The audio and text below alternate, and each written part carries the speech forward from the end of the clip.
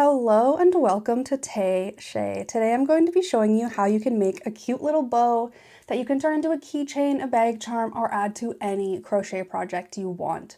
This is a very beginner-friendly project, something really easy that you can whip up super quick.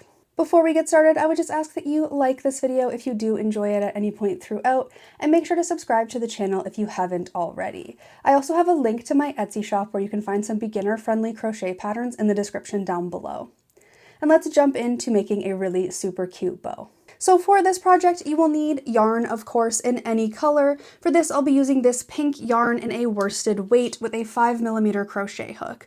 We'll also be needing scissors to cut our yarn and a tapestry needle to weave in our ends. So we are going to be starting by doing a slip knot and then chaining 51 stitches. So once you have your slip knot, you'll want to insert your hook into that hole, and then we are going to chain. And to chain, what you want to do is just take your hook, put it behind the yarn to grab onto it, and pull it through the loop that's already on your hook to make one chain. And you're just going to do that 51 times total, and since this is going to take a second, I'll just meet you back here when you reach 51 chains. Okay, so I have my 51 chains here, and what we're going to do from here is work single crochets in the back bumps of the chain.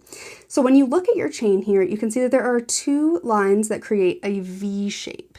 And that is the chain, and normally you would work into the front of these chains, but what we're going to do is just flip the chain over, and that's where you're going to find the back bumps. On the back, you can see three pieces that make up a chain. So you've got the two pieces you can see on the front, and then there's a little line here that goes across the middle. And that's where we're going to be working. You'll just be inserting your hook under those back bumps. And what this is going to do is just kind of give your little bow a crispier look so it doesn't have like a messy looking edge from the bottom of a chain. And so to start this, we're going to do a single crochet into the back bump of the second chain from our hook. So you can see the first chain from our hook is right here. We don't want to work into that one. We want to work into the second one. So we're going to insert our hook underneath the back bump on that second chain so that you have two loops on your hook. And then you want to take your crochet hook and grab onto that yarn to yarn over and then pull through that back bump loop so that you have two chains on your hook. And then we are going to do the same thing. We're going to just grab onto that yarn and pull it through both of those loops so that you have a single crochet stitch. And I'll show you that again. So we're going to go into the next one, just underneath that back bump, pull up a loop and pull through the back bump for two loops on your hook, and then pull up a loop and then yarn over and pull through two for a single crochet. And we're going to do that all the way to the end of this chain. So you'll have 50 single crochets in the back bumps at the end. And since there are quite a few, I will meet you back here at the end. So when you reach the end of doing all of your single crochet across in those back bumps, we are going to cut our yarn and weave in our ends. So we'll just cut a couple inches of yarn at the end there, and then we will pull our hook to pull the yarn through that hole. And then we're just going to work this yarn underneath some of the stitches using a tapestry needle. So when you weave in your ends, you want to make sure you lock in that last stitch so that it doesn't go anywhere. Just maybe go underneath these ones a little bit. And then we can go in and kind of try to hide this yarn in our work so that you can't see it once the product is complete. And to do that, what I'm going to do is just go underneath some of these single crochet stitches where you can see these two lines here a couple of times just to make sure that it's secure. The chances of the ends coming out on something like this that isn't going to be like worn on your body are pretty slim. I like to do a lot more weaving when I do things like blankets or wearables, but for this I can just do a couple of stitches and just make sure that it's secure underneath and not really worry too much about it. So we're just going to weave in both of those ends and then cut the yarn on those as well. And then we'll just have our long 50 stitch little string situation happening that we will turn into a cute little bow. And now we're going to take the same yarn that you used to make that, and we're going to cut off a decently long strand, I would say like at least 18 inches of that yarn, and we are going to tie our bow. So you're going to take what will become your bow, but is currently just a bunch of stitches, and you want to hold down the one side on a table or something, and then take it and make one loop and cross it with the side that you have down on a table. So we've got a loop like this. So we'll just hold down the one side, take the long side, and then bend it over so that it makes that first loop, and then we'll hold that down there. And then we're going to do the exact same thing on the other side. So we're just going to take this and make another little loop. And then you've got something that looks like this. And you want to kind of make sure that both sides are pretty even in length on the ends, and we're not actually connecting it yet. So we can just kind of play around with it a little bit until you get a size and a shape that you like. So this side is a little bit smaller than this side right now. So I'll take this one and just pull it a little bit to get a little bit more on that side.